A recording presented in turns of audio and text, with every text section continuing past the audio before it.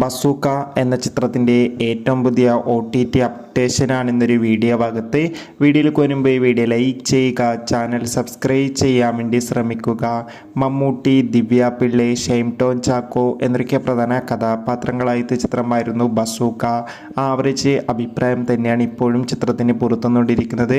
എന്നാലും എല്ലാ സിനിമാ പ്രേമികളും ഒരേപോലെയാണ് ചിത്രത്തിൻ്റെ ഓരോ അപ്ഡേഷനും അറിയാൻ വേണ്ടി കാത്തിരിക്കുന്നത്. ഇന്ന് ഈസ്റ്റർ ദിനത്തിൽ ഒരു ആവറേജ് ബുക്കിംഗ് ആയിരുന്നു കേരളത്തിൽ നടന്നത്.